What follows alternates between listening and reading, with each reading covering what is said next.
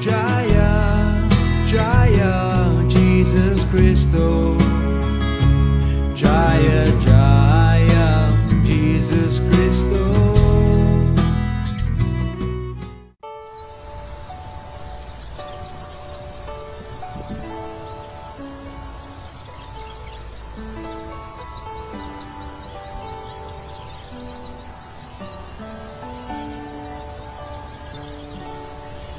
Jesus Christ. Maraming tao nagpapahayag ng kanilang debosyon, pananampalataya, at pag-surrender sa Kanya. Subalit, sino nga ba talaga si Jesus Christ at sino ang tunay na Kristiyano? Ano ang kahulugan ng pag-surrender sa Kanya at ano ang tunay na Kristyanismo? Ang kasagutan sa mga katanungang ito ay matatagpuan sa mensahe ni Jesus Christ. At ngayon, ang tunay na mensahe ni Jesus Christ ay ihahayag sa atin ng ating kaibigan na si Gabay Hari Criado. Ang salitang Hari ay isang banal na pangalan ng Diyos Ama or Holy Name of God na may kahulugan na siya na nag-aalis ng mga impediments and difficulties sa paglapit natin sa Kanya. At ang kahulugan ng salitang Criado ay tagapagsilbi o servant. Kaya ang ibig sabihin ng Hari Criado ay tagapagsilbi ni Panginoong Hari. Ngayon ay pakinggan natin si Gabay Hari Criado sa ating programang Gabay Hari. Sa Matthew chapter 10 verse 28 ay meron pong napakagandang message ni Jesus Christ sa atin. Ang sabi po sa verse na ito,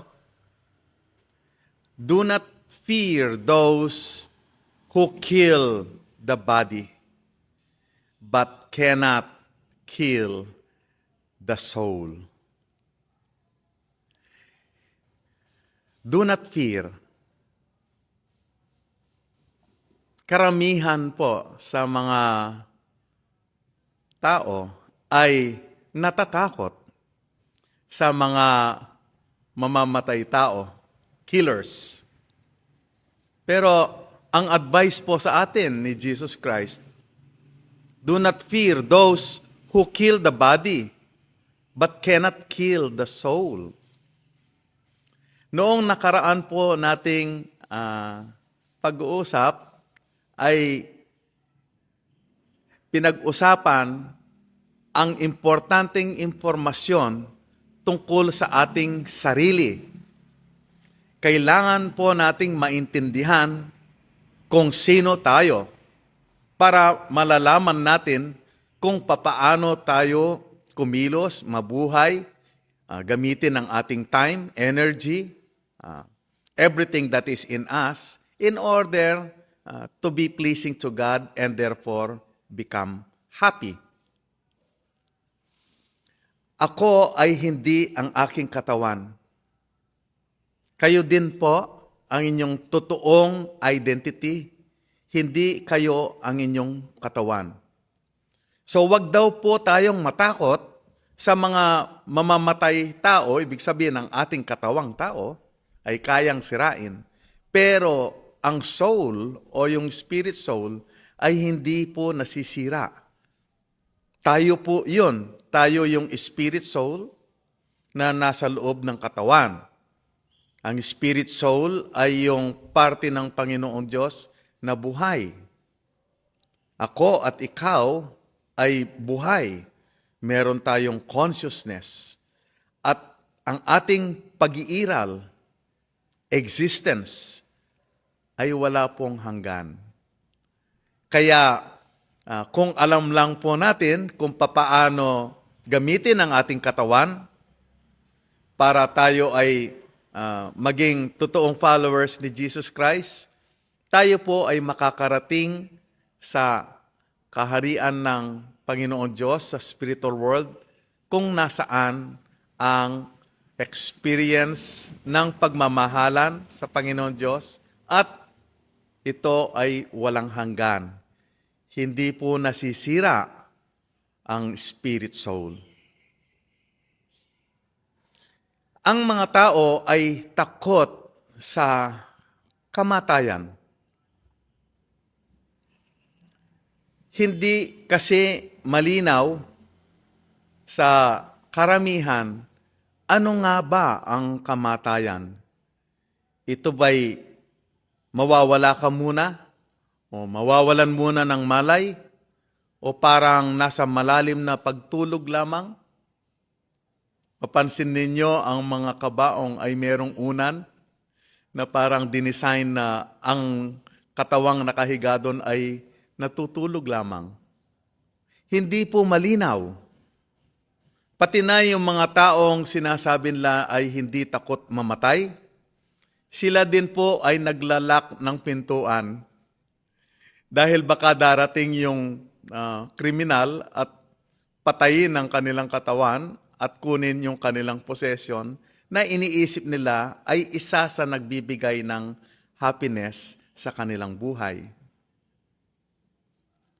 Takot ang karamihan sa mamamatay tao dahil maliban pa sa hindi malinaw kung ano ang kamatayan, ito ba ay ang katapusan na ng aking pag-iiral? Katapusan na ba ng aking existence? Ako ba ay mawawala? Ako ba ay parang magiging nothing? Wala na. Hindi po malinaw. Ang ating pong katawang tao ay direktahang merong koneksyon sa material world.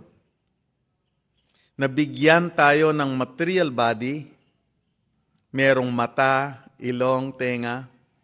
Ito ay ebidensya ng ating kagustuhan na makakita. At tayo ay, karamihan ng mga tao, iniisip nila na ang kanilang happiness ay konektado sa nakikita ng kanyang mata. Pupunta sa mga magagandang tanawin o gustong-gusto niyang makita yung merong relasyon sa kanya, kanyang partner o apo o mga kaibigan. Kasama yan sa kinatatakutan niyang matapos, hindi kamatayan kasi ay pagkasira ng material na katawan. So kung aking mata, ang aking tenga, naririnig ko yung mga boses ng kung kanino ako nagkaroon ng koneksyon sa mga tao o sa kanilang mga siguro'y napamahal ng alaga, pet, no? Yung iba ay na-attach sa alaga nila, ito man ay aso o manok o camel o kabayo. Na-attach tayo sa mga material forms. At ang pagkasira ng material na katawan ay katapusan ng aking connection sa mga bagay na ito. At kasama rin sa iniisip ng tao ay siyempre ang kanyang possession. At ang kanyang paghahangad na siya ay magkaroon ng admirers or followers. Ang isa pong devotee, katulad ng isang great spiritual master, ay sinabi niya noon, I have no desire to enjoy beautiful women. I have no desire to accumulate wealth. I have no desire to gain thousands of followers. Yan pong tatlong yan ang iniisip ng karamihan na magbibigay sa kanila ng happiness. Kaya yan po ang kanilang desires o gustong magkaroon. Ang desire for sensual enjoyment.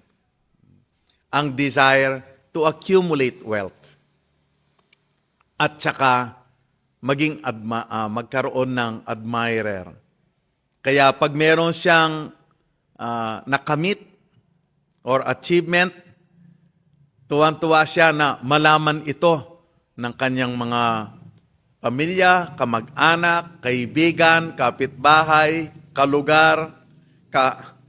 Gustong-gusto niya na maging sikat at makilala siya. Dahil iniisip ng karamihan kapag sila'y maging sikat, nagkaroon ng corona, nagkaroon ng malaking belt, nagkaroon ng trophy, ang mga material achievements na to ay direktang konektado sa pag-iiral ng ating material na katawan. Kung wala na tayong material na katawan, kung ito'y nasira, ano na yung mangyayari? Ano na yung aking happiness?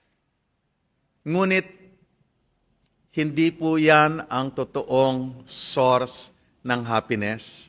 At ang advice po ni Jesus Christ, dito ay matututo po tayo.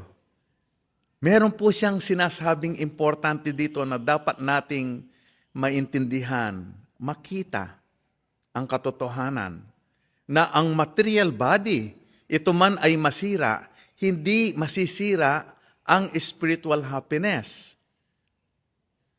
Huwag kang matakot sa mga pumapatay o naninira ng katawan kung hindi bigyan natin ng pansin ang ating sarili.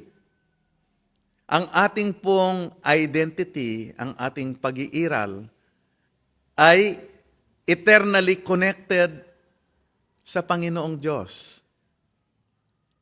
Kung gusto nating makaranas ng happiness, kailangan pong maging malinaw sa atin kung sino tayo, ano ang ating totoong identity.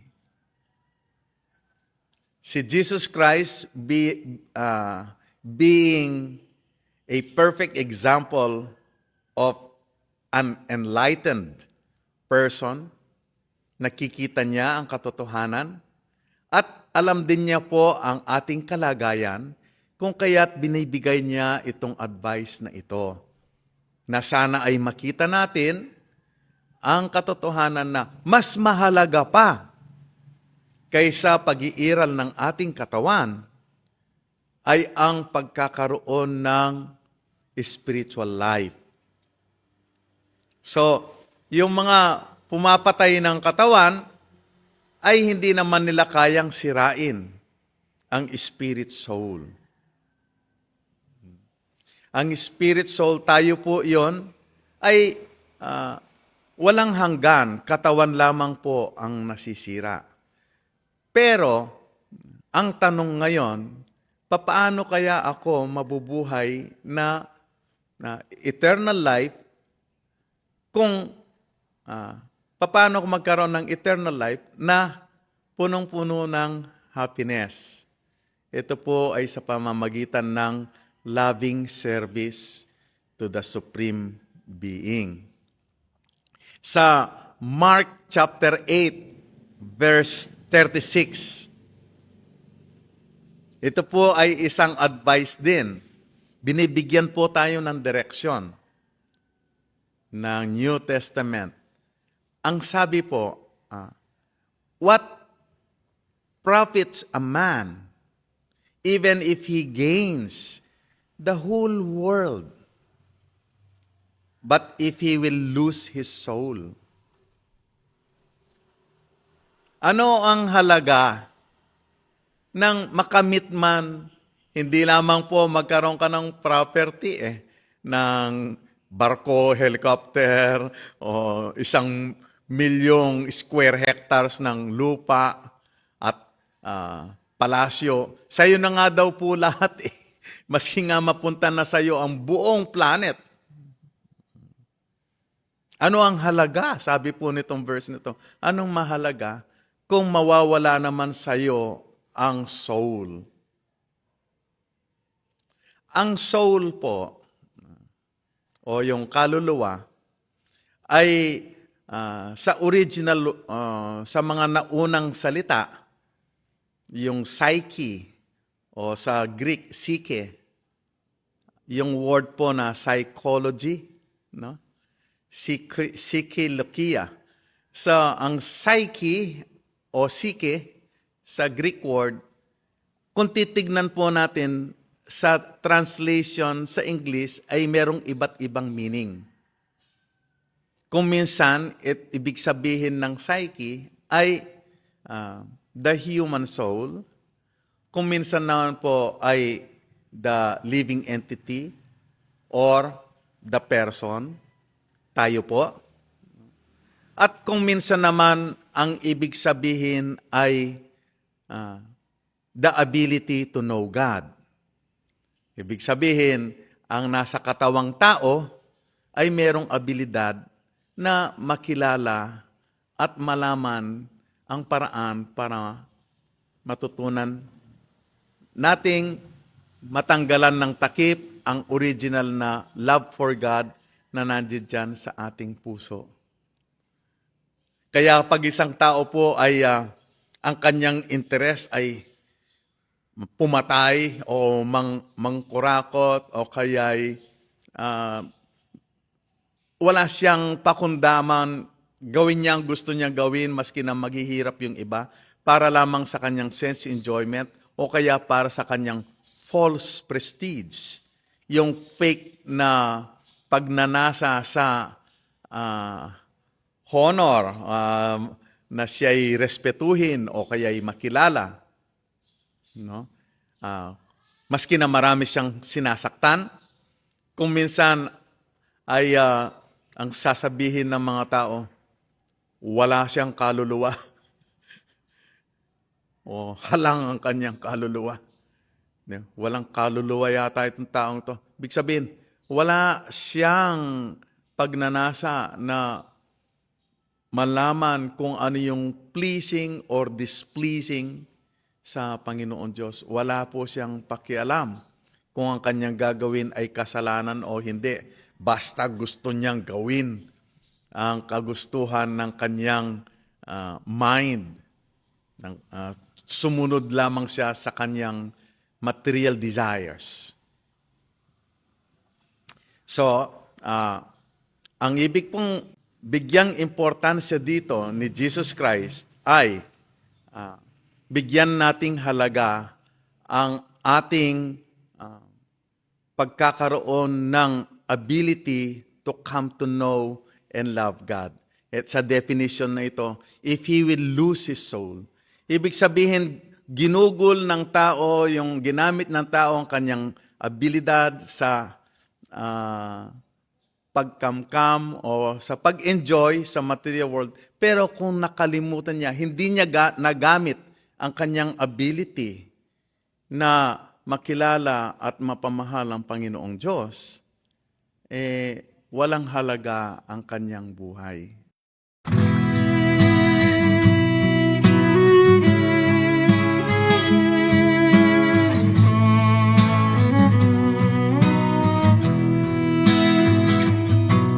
Jaya, Jaya, Jesus Christo. Jaya, Jaya, Jesus Christo. Jaya, Jaya, Jesus Christo. Jaya, Jaya, Jesus Christo. Jaya, Jaya, Jesus Christo. Jaya, Jaya, Jesus Christo. Jaya, Jaya, Jesus Christo. Jaya, Jaya, Jesus Christo.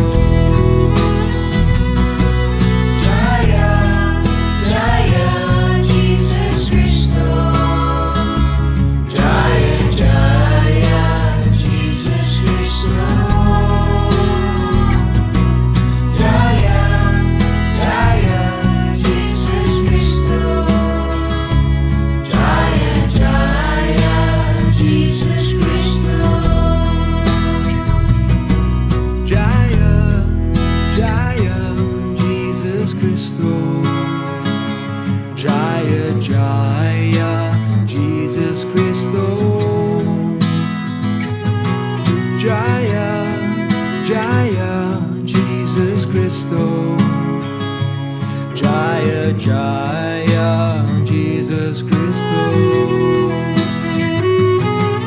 Jaya, Jaya, Jesus Christo. Jaya, Jaya, Jesus Christo. Jaya, Jaya, Jesus Christo. Jaya, Jaya, Jesus Christo. Jaya, Jaya, Jesus Christo. Jaya, Jaya, Jesus Christo. Jaya, Jaya, Jesus Christo. Jaya, Jaya, Jesus Christo.